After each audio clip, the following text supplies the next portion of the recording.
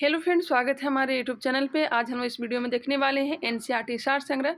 NCERT सार संग्रह में रहने वाला है प्रमुख झीलें एवं जलप्रपात। चलिए इसे स्टार्ट करते हैं। सबसे पहले झीलों के प्रकार को देखते हैं। तो यह 3 भागों में बांटा गया है। एक है निर्माण प्रक्रिया के आधार पर, जल की प्रकृति के आधार पर और उत्पत्ति के आधार पर झीलों को बांटा गया है। निर्माण प्रक्रिया के आधार पर झील 2 प्रकार के होते हैं। एक होते हैं प्राकृतिक झील और एक होते हैं कृत्रिम झील। वही जल की प्रकृति के आधार पर भी झीलें 2 प्रकार की होती हैं। एक खारे जल की झीलें होती हैं और एक होती है मीठे जल की झीलें। वही उत्पत्ति के आधार पर बात की जाए तो उत्पत्ति के आधार पर बहुत सारा दिया गया है। भूकंप निर्मित झीलें, वलन से निर्मित झीलें, भ्रसन द्वारा निर्मित झीलें, दरार घाटी की झीलें, हिमानी झीलें, गोखुर झीलें, जलोढ़ झीलें और डेल्टा झीलें। चलिए इसे आगे देखते हैं। विश्व में ताजे जल की सबसे बड़ी झील कौन सी है? तो यह सुपीरियर झील है। विश्व की सर्वाधिक गहरी झील यह हो जाएगा वैकाल झील। सबसे गहरी झील वैकाल झील और सबसे बड़ी झील सुपीरियर झील हो जाएगा। वैकाल झील है जो रूस में है और इसकी गहराई 1642 मीटर है। विक्टोरिया जलप्रपात किस नदी पर अवस्थित है? तो जाम्बेजी नदी पर अवस्थित है। नियाग्रा जलप्रपात कनाडा एवं संयुक्त राज्य अमेरिका के मध्य में स्थित है। क्षेत्रफल और आयतन के आधार पर खारे जल की विश्व की सबसे बड़ी झील है कैस्पियन सागर। प्रसिद्ध उंगलीनुमा झीलें किस देश में स्थित है? यह संयुक्त राज्य अमेरिका में 11 झीलों का समूह है। विश्व का सबसे ऊंचा जलप्रपात तो एंजिल जलप्रपात ग्रेट साल्ट लेक की श्रेणी की झील है। तो यह दरार घाटी की झील है। विश्व के सर्वोच्च जलप्रपात यहाँ पर दिए गए हैं। जलप्रपात और देश: एंजिल जलप्रपात वेनेजुएला, टुगेला जलप्रपात दक्षिण अफ्रीका, योसेमाइट जलप्रपात संयुक्त राज्य अमेरिका, सुंदरलैंड जलप्रपात न्यूजीलैंड, बोलोमोम्बी जलप्रपात ऑस्ट्रेलिया में है, गैबर्ने फ्रांस, टाइसेफालेन नॉर्वे, रिचनबैक स्विट्जरलैंड, मर्ल्स फोसेन नॉर्वे, रिबन संयुक्त राज्य अमेरिका। एक बार फिर से आप लोग देख लीजिएगा। चलिए आगे बढ़ते हैं। नेक्स्ट है लुडविग नहर दक्षिण जर्मनी में आंतरिक जलमार्ग के रूप में प्रयोग की जाती है। लुडविग नहर दक्षिणी जर्मनी में आंतरिक जलमार्ग के रूप में प्रयोग की जाती है। यहाँ पे दिया गया क्षेत्रफल के आधार पर विश्व की प्रमुख झील कैस्पियन सागर जो कि कजाकिस्तान, रूस, तुर्कमेनिस्तान, अजरबैजान व ईरान में स्थित है। कहाँ कहाँ से सीमा लगता है? तो कजाकिस्तान से, रूस से, तुर्कमेनिस्तान से, अजरबैजान व ईरान से। सुपीरियर झील का सीमा लगती है कनाडा व संयुक्त राज्य अमेरिका से। नेक्स्ट है विक्टोरिया झील की सीमा लगती है युगांडा, केन्या व तंजानिया से। विक्टोरिया की सीमा लगती है युगांडा, केन्या व तंजानिया से। हुरान झील की सीमा लगती है कनाडा व संयुक्त राज्य अमेरिका। मिशिगन संयुक्त राज्य अमेरिका में है। ग्रेट बियर झील जो है कनाडा में है। ग्रेट स्लेव भी कहाँ है? तो यह कनाडा में है। ईरी झील कनाडा व संयुक्त राज्य अमेरिका के बॉर्डर पर स्थित है। विनिपेग झील कनाडा में है। ओंटारियो या कनाडा व संयुक्त राज्य अमेरिका में है। एक ट्रिक याद रखिएगा, सुपर मिशन है ENT। सुपर मिशन है ENT। ये जो झीलें हैं यह सब अमेरिका और कनाडा के सीमा पर स्थित हैं। सुपर से हो जाएगा सुपीरियर झील, मिशिगन झील, सुपर झील, मिशिगन झील, ईरी झील और ओंटारियो झील। और मिशिगन जो झील है यह केवल अमेरिका में है। नेक्स्ट है लाडोगा जो है रूस में है। लाडोगा रूस में है। वाल्खस झील कजाकिस्तान। ओनेगा झील रूस में है। अथाबास्का झील कनाडा। रेंडियर झील कनाडा। इसिक कुल झील किर्गिस्तान। विनिपेग झील कनाडा। विनिपेग झील का है तो कनाडा में। अल्बर्ट झील युगांडा व कांगो में है। Manitoba Canada. Great salt America में है। वुड कनाडा व संयुक्त राज्य अमेरिका की सीमा पर। एक बार फिर से आप लोग देख लीजिए, स्क्रीनशॉट लेना चाहें तो ले सकते हैं। एक बार खुद से देख लेंगे तो बेटर रहेगा। चलिए आगे बढ़ते हैं।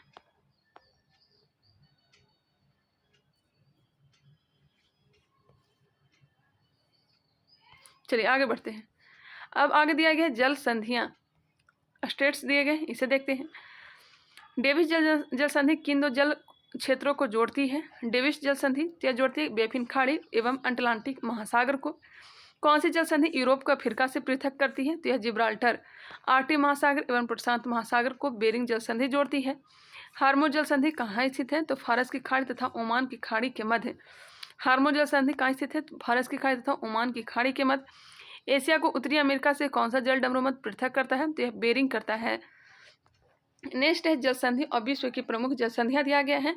मलक्का जल संधि अंडमान सागर एवं दक्षिण चीन सागर के बीच स्थित है। किसको जोड़ती है? तो अडवांस सागर एवं दक्षिण चीन सागर को मलक्का जल संधि जोड़ती है। वही पाक जल संधि मन्नार की खाड़ी एवं बंगाल की खाड़ी को जोड़ती है। सूडा जल संधि जावा सागर एवं हिंद महासागर को, युकाटन जल संधि मैक्सिको की खाड़ी एवं कैरेबियन सागर को जोड़ती है। ओरंटो जल संधि एड्रियाटिक सागर एवं आयोनियन सागर, एड्रियाटिक सागर एवं आयोनियन सागर को यह जोड़ती है। बाब अल मंडेब जल संधि लाल सागर एवं अदन की खाड़ी को जोड़ने का काम करती है। मोजाम्बिक चैनल हिंद महासागर में है। नॉर्थ चैनल आयरिश सागर एवं अटलांटिक महासागर को जोड़ती है। टॉरस जल संधि अराफुरा सागर एवं पापुआ की खाड़ी को जोड़ती है। बॉस जल संधि तस्मान सागर एवं दक्षिण सागर को जोड़ती है।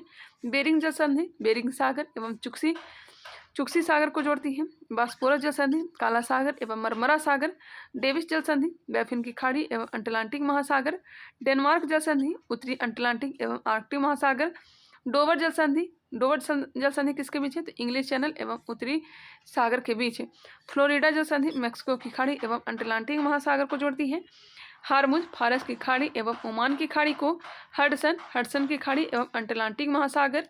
जिब्राल्टर जल संधि भूमध्य सागर एवं अटलांटिक महासागर। मैगलन जल संधि यह जोड़ती है प्रशांत एवं दक्षिणी अटलांटिक महासागर को। फोवेक्स जल संधि दक्षिणी प्रशांत महासागर को। फॉर्मोसा जल संधि दक्षिणी चीन सागर और पूर्वी चीन सागर को जोड़ती है। याद नहीं हुआ होगा, फिर से एक बार आप लोग देख लीजिए। मैं आगे फिर बढ़ती हूँ।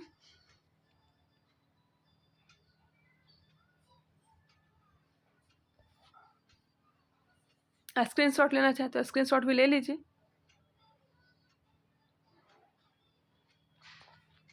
चलिए आगे बढ़ते हैं। आगे दिया गया प्रमुख नहरें एवं बांध। प्रमुख नहर एवं बांध। पनामा नहर किन दो महासागरों को जोड़ती है? पनामा नहर किन दो महासागरों को जोड़ती है? तो यह प्रशांत महासागर एवं कैरेबियन सागर को। किस नहर को एशिया एवं अफ्रीका महाद्वीप के मध्य की सीमा रेखा माना जाता है? सुएज नहर। सुएज नहर विश्व की सबसे बड़ी पोतवाहक नहर है। सू नहर किन दो झीलों को जोड़ती है? तो सुपीरियर और ह्यूरोन झील को। सुएज नहर के दोनों सिरों पर कौन सा पतन स्थित है? तो पोर्ट सईद तथा सुएज पोर्ट। पोर्ट सईद तथा सुएज पोर्ट। पराना नदी पर निर्मित इतेपू पराना नदी पर निर्मित इतेपू बांध विश्व की सबसे बड़ी बांधों में से एक है। यह ब्राजील और पराग्वे दो देशों की संयुक्त परियोजना है। असवान ऊंच बांध कहाँ स्थित है? तो मिस्र में नील नदी पर। कील नहर किन दो सागरों को जोड़ती है? तो कील जो है उत्तरी सागर और बाल्टिक सागर को जोड़ती है। यहाँ पे विश्व के प्रमुख नहरें एवं उनसे संबंधित महत्वपूर्ण तथ्य दिए गए हैं। चलिए देखते हैं।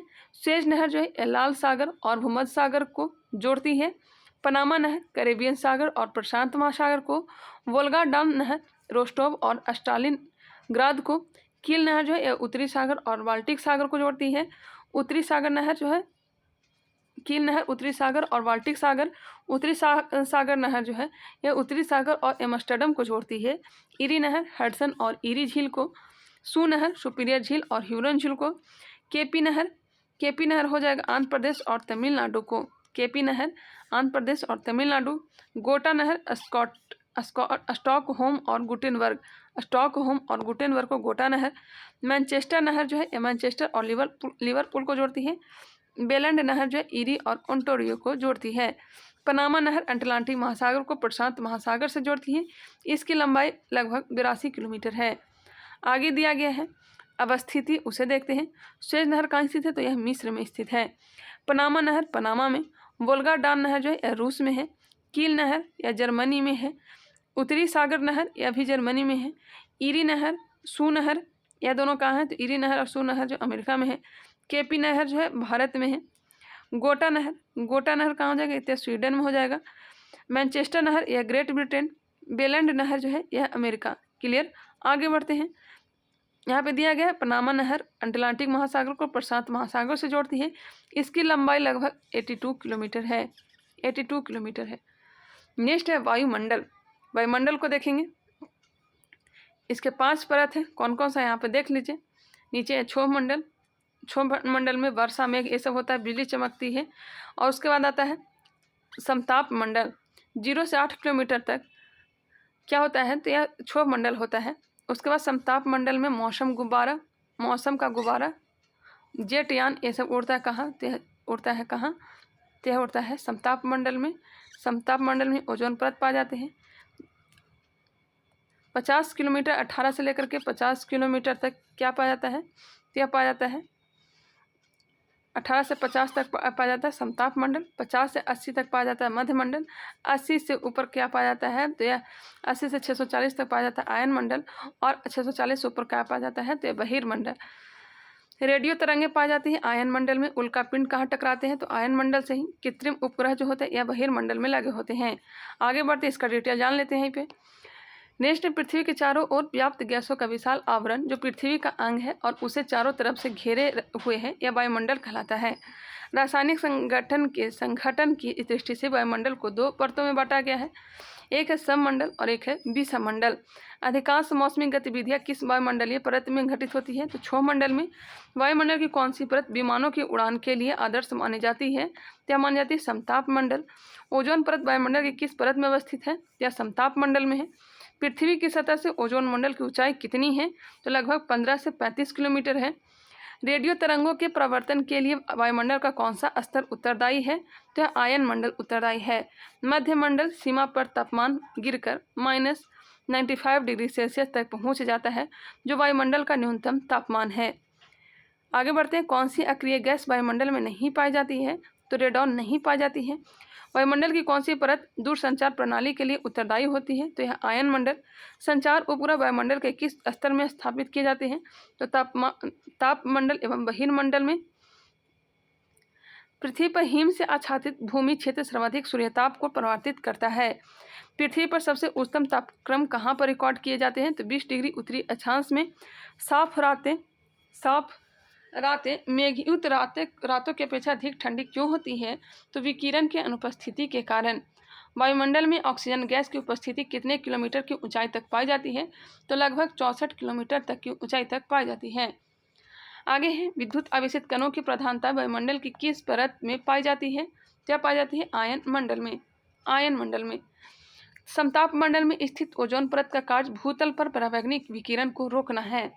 ओजोन परत के संरक्षण के लिए मॉन्ट्रियल प्रोटोकॉल पर किस वर्ष सहमति बनी थी, तो पता ही होगा 1987 ईस्वी में। पृथ्वी की सतह पर शुष्क वायु का रासायनिक संघटन दिया गया है, देख सकते हैं। Nitrogen 78.8%, oxygen 20.95%, organ 0.93%, carbon dioxide 0.03%, 0.036%, neon पाया जाता है 0.002%, हीलियम 0.0005%। क्रिप्टॉन कितना पाया जाता है, तो क्रिप्टॉन होता है 0.0001%, जेनॉन 0. देख सकते हैं बहुत सारे जीरो दिया गया 0.00009%, हाइड्रोजन 0.00005% पाया जाता है। आप लोग एक बार देखने का प्रयास करें, फिर मैं आगे बढ़ती हूँ।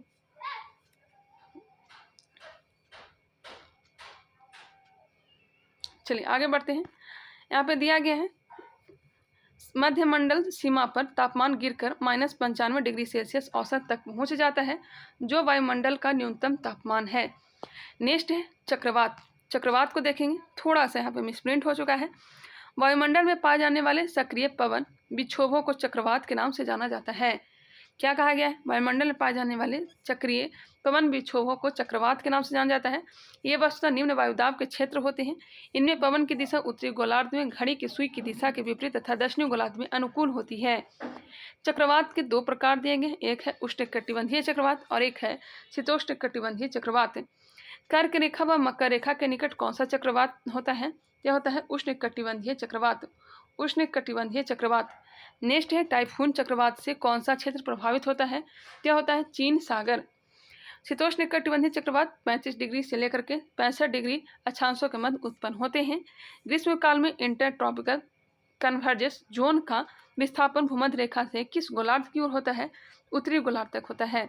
ITCZ का विस्थापन भूमध्य रेखा से किस गोलार्ध की ओर होता है, यह उत्तरी गोलार्ध की ओर। नेक्स्ट है विश्व के प्रमुख चक्रवात। उसके पहले यहाँ पे दिया गया है, देख लीजिए आप लोग, मैप फिगर को देख लीजिए।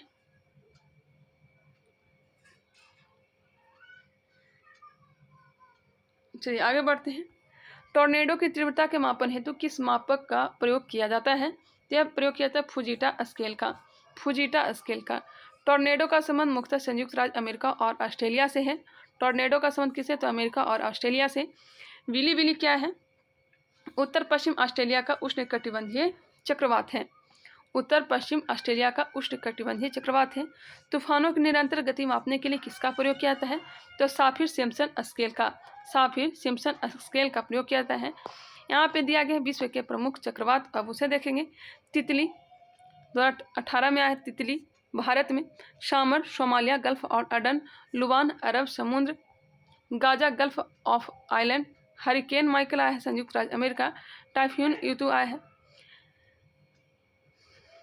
मेरे को नहीं लगता है कि यहाँ से क्वेश्चन पूछा जाएगा, लेकिन 2021, 22, 23 वाला याद रखिएगा। फ्रेडी कहाँ है? यह चक्रवात आया है दक्षिण हिंद महासागर। आसानी आया है बंगाल की खाड़ी। इमनाती हिंद महासागर में, एलेक्स अटलांटिक महासागर, बोनी अटलांटिक महासागर, सितरंग बंगाल की खाड़ी, शाहीन अरब सागर, गुलाब बंगाल की खाड़ी। ध्यान रखेंगे, एक बार फिर से आप लोग देख लीजिएगा। चलिए आगे बढ़ते हैं। एक करंट अफेयर से रिलेटेड ही पूछा जाता है। बैरोमीटर में पारे के स्तर की अचानक गिरावट किस घटना का सूचक है? तूफान आने का। शीतोष्णकटिबंधीय चक्रवात के उत्तरी गोलार्ध में कब उत्पन्न होते हैं? शीतोष्णकटिबंधीय चक्रवात उत्तरी गोलार्ध में कब उत्पन्न होते हैं? तो केवल शीत ऋतु में। भारत में चक्रवातीय पूर्वानुमान की जानकारी कौन देता है? भारत में चक्रवातीय पूर्वानुमान की जानकारी क्षेत्रीय विशेष मौसम विज्ञान केंद्र देता है, जो कि नई दिल्ली में है। चक्रवात के केंद्र में निम्न दाब, जबकि परिधि की ओर उच्च दाब की स्थिति होती है तथा प्रति चक्रवात में इसके विपरीत स्थिति होती है। आगे बढ़ते हैं। टोर्नेडो की तीव्रता के मापन हेतु किसका प्रयोग किया जाता है? यह प्रयोग किया जाता है फुजीटा स्केल का। टोर्नेडो का संबंध मुख्यतः संयुक्त राज्य अमेरिका और ऑस्ट्रेलिया से है।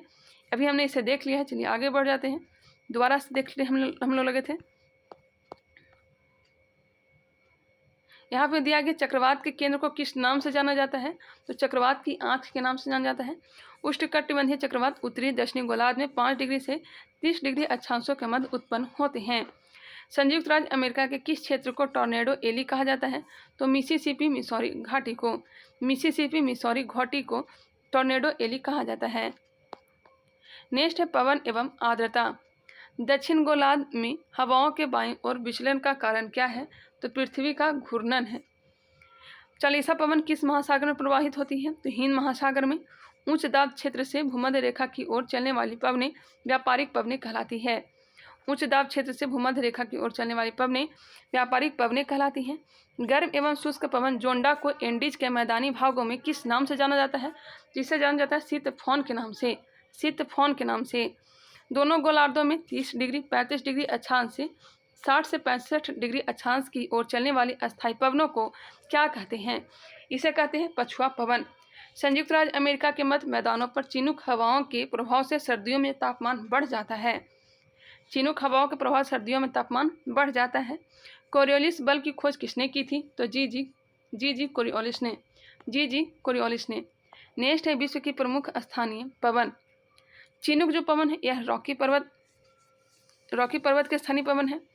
फोन आल्प्स पर्वत और स्विट्जरलैंड, सिराको मिस्र, लीबिया, ट्यूनीशिया, स्पेन, कनारी व मेडिस द्वीप पे यह बहती है, वहाँ की ही स्थानीय पवन है। ब्लैक रोलर जो है यह उत्तरी अमेरिका के विशाल मैदानों की स्थानीय पवन है। सिमुक अरब के रेगिस्तान में, हरमटन सहारा रेगिस्तान में, ब्रिक फील्डर ऑस्ट्रेलिया के विक्टोरिया प्रांत में, नॉर्वेस्टर उत्तरी न्यूजीलैंड और भारत, लू जो है यह उत्तरी भारत में बहती है। ब्रिस्टल स्पेन व फ्रांस में है। टेम्पोरल मध्य अमेरिका, बोरा इटली व यूगोस्लाविया, ब्लिजर्ड जो है यह साइबेरियाई क्षेत्र कनाडा संयुक्त राज्य अमेरिका। नॉटे जो है यह संयुक्त राज्य अमेरिका की पवन है। मैस्ट्रो भूमध्य सागरीय क्षेत्र है। दक्षिणी बरस्टर न्यू साउथ वेल्स ऑस्ट्रेलिया। लेवाटर जो है यह दक्षिण स्पेन फ्रांस में है। दक्षिण स्पेन फ्रांस की है। क्या पवन दिया गया है? स्थानीय पवन है। एक बार फिर से आप लोग देख लें, फिर मैं आगे बढ़ती हूँ। स्क्रीनशॉट लेना चाहें तो ले सकते हैं। यहाँ से क्वेश्चन पूछा जाता है।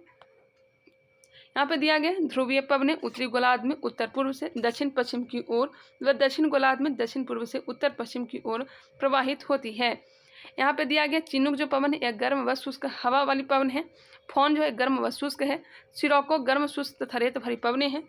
नेक्स्ट है ब्लैक रोलर गर्म एवं धूल भरी शुष्क। सिमुक गर्म व शुष्क हवा है जो। और हर्मटन जो है यह गर्म तथा शुष्क हवा है। ब्रिक फील्डर उष्ण व शुष्क हवा।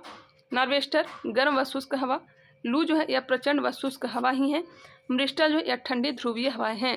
मृष्टल जो है ध्रुवीय हवाएं हैं, ठंडी ध्रुवीय हवाएं। टेम्पोरल जो है यह मानसूनी हवा है। बोरा शुष्क व अत्यधिक ठंडा है। ब्लिजर जो है यह ध्रुवीय हवाएं हैं। नाटे भी ध्रुवीय पवनें हैं। मैस्ट्रो उत्तर पश्चिमी पवन है। दक्षिण बस्टर जो है यह तेज व शुष्क ठंडी पवनें हैं। और लेमांटर जो है यह पूर्वी ठंडी पवनें हैं। क्लियर, आगे बढ़ते हैं। आगे दिया गया है वन। वन को देखते हैं। वन बायोम को दो भागों में बांटा गया है, एक है सदाबहार वन और एक है पर्णपाती वन। सदाबहार वन में आता है उष्णकटिबंधीय सदाबहार वन, मध्य अक्षांशीय सदाबहार वन और आता है भूमध्य सागरीय सदाबहार वन और एक है शंकुधारी वन। शंकुधारी वन। वही पर्णपाती वन की बात की जाए तो मध्य अक्षांशीय पर्णपाती और उष्णकटिबंधीय पर्णपाती वन अथवा मानसूनी वन। नेक्स्ट है पृथ्वी पर अधिकांश सघन वन कहाँ पाए जाते हैं तो विषुवत रेखा के पास। शंकुधारी वनों में मुलायम लकड़ी वाले वृक्ष पाए जाते हैं। भूमध्य रेखा के निकट किस प्रकार के वन पाए जाते हैं तो उष्णकटिबंधीय वन। वैश्विक वन क्षेत्र में से किसके विस्तार की प्रतिशत सर्वाधिक है तो यह है शीतोष्ण शंकु वृक्षी वन का। यहाँ पे दिया गया है विश्व के वनों का वर्गीकरण, इस बाद में देखेंगे। अभी यहाँ पे देख लेते हैं। विस्तृत उष्णकटिबंधीय वर्षा वन कहाँ पाए जाते हैं तो कांगो घाटी में। विषुवतीय प्रदेशों और उष्णकटिबंधीय तटीय प्रदेशों में भारी वर्षा और उच्च तापमान की दशा में सघन, ऊंचे व विश्व के सर्वाधिक विविधतापूर्ण जैव संपदा वाले उष्णकटिबंधीय सदारहित वन पाए जाते हैं। विषुवतीय प्रदेशों और उष्णकटिबंधीय तटीय प्रदेशों में भारी वर्षा और उच्च तापमान के दशाओं में सघन, ऊंचे व विश्व के सर्वाधिक विविधतापूर्ण और जैव संपदा वाले उष्णकटिबंधीय सदारहित वन पाए जाते हैं। आगे दिया गया है विश्व के सबसे बड़े एवं घने वन किस देश में पाए जाते हैं तो ब्राजील में। विश्व में ईंधन काष्ठ का सबसे बड़ा उत्पादक देश इंडोनेशिया है। डेलवार्जिया प्रजाति किस वनस्पति से संबंधित है तो शीशम से।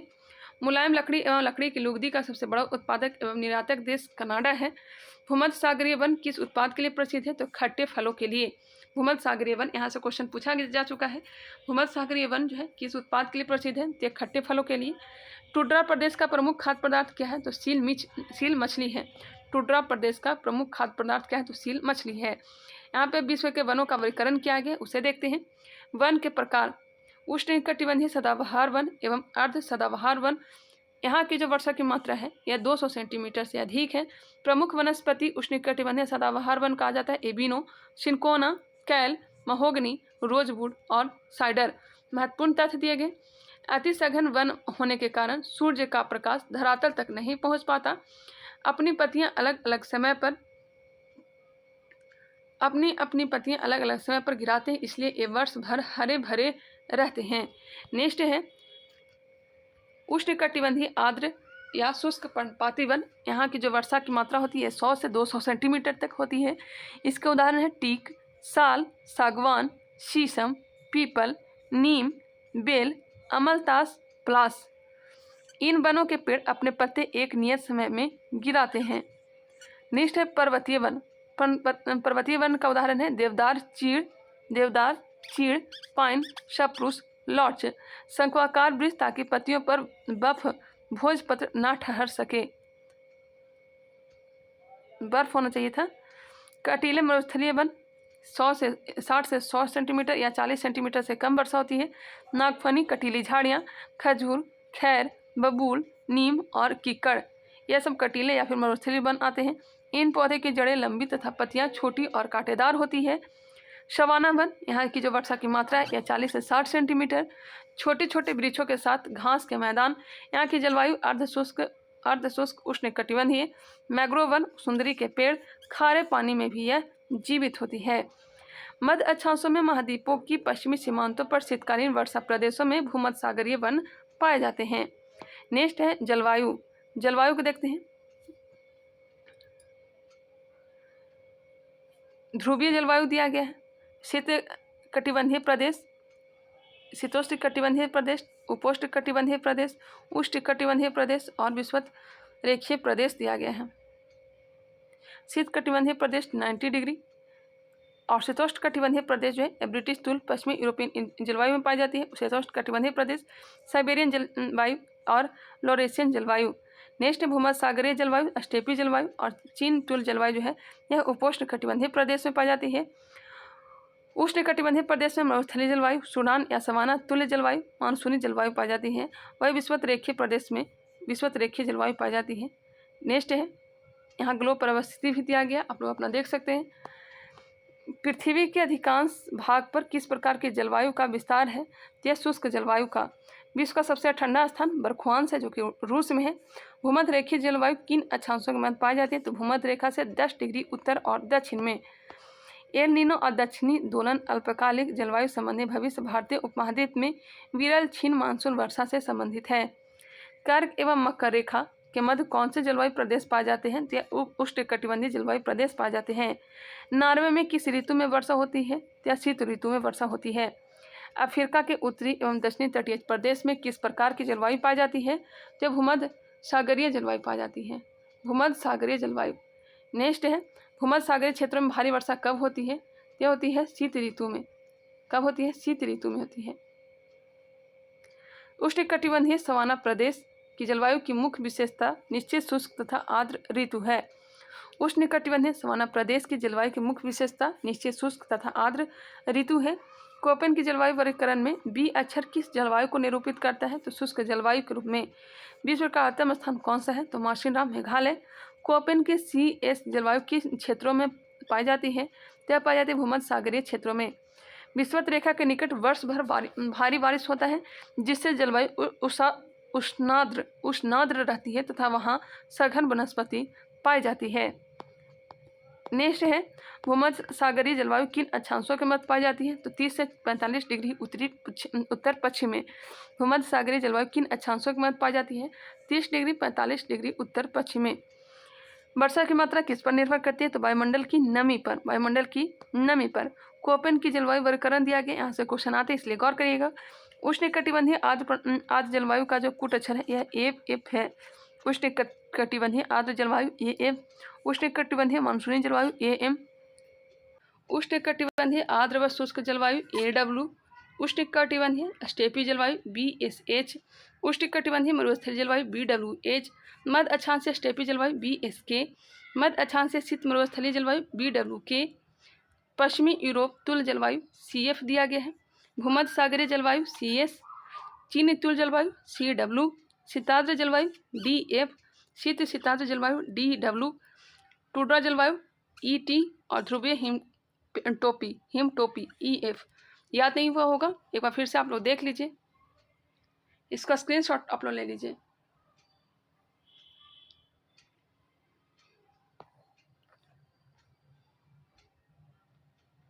चलिए आगे बढ़ते हैं।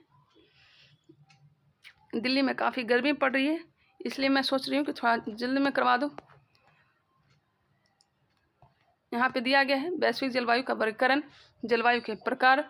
विषुवत रेखीय जलवायु प्रदेश, संवहनीय वर्षा लगभग 200 सेंटीमीटर पूरे वर्ष भर उच्च तापमान होता है। और प्रमुख जो वनस्पति है यह हो जाएगा एबोनी, सिनकोना, रबड़, बांस एवं महोगनी।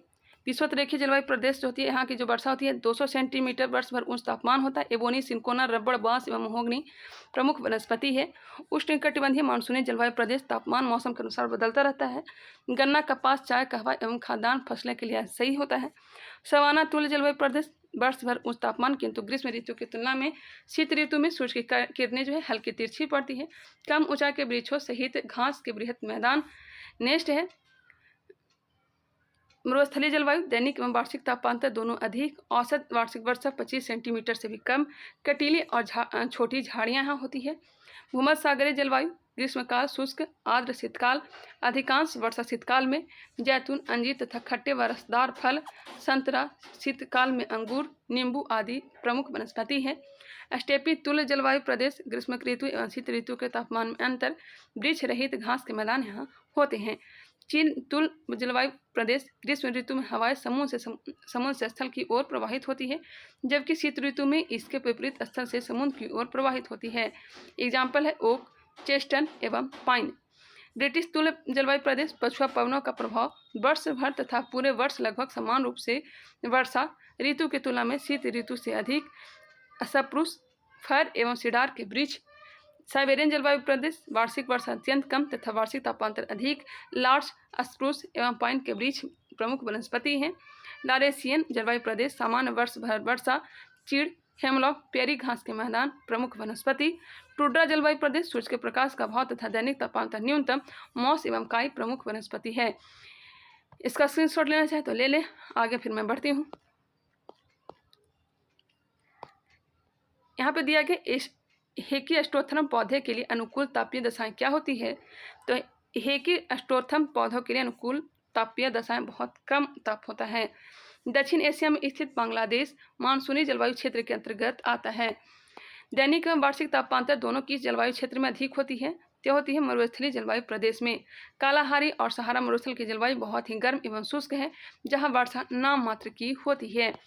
उष्णकटिबंधीय जलवायु का सर्वाधिक विस्तार किस महाद्वीप में हुआ है। तो अफ्रीका महाद्वीप में। पवनों का मौसमी उत्क्रमण किसका प्रारूपीय अभिलक्षण है। तो मानसूनी जलवायु का। टुड्रा शब्द किस भाषा से लिया गया। बंजर भूमि या फिनिश भाषा फिनलैंड की भाषा है। आगे है मृदा। मृदा को देखेंगे नेक्स्ट वीडियो में, क्योंकि गर्मी काफ़ी दिल्ली में पड़ रही है, फैन ऑफ करके वीडियो बनाना होता है, इसलिए मेरी हालत ख़राब हो रही है। चलिए नेक्स्ट वीडियो में इसे देखने वाले हैं। कृषि के प्रकार और इसके साथ साथ क्या दिया गया है, खनिज, उद्योग, ये सब अगले वीडियो में समाप्त करेंगे। परिवहन, पतन और बंदरगाह, मानचित्र, विविध, अगले वीडियो में समाप्त हो जाएगा। आई होप ये वीडियो पसंद आया होगा। अगर पसंद आया तो इसे लाइक करें, हमारे चैनल को सब्सक्राइब कर लें और बेल आइकन को क्लिक कर लें। पूरा स्ट्रैटेजी को मैं कंप्लीट करवाऊंगी। चलिए मिलते हैं नेक्स्ट वीडियो में, तब तक के लिए आपको फिर से धन्यवाद।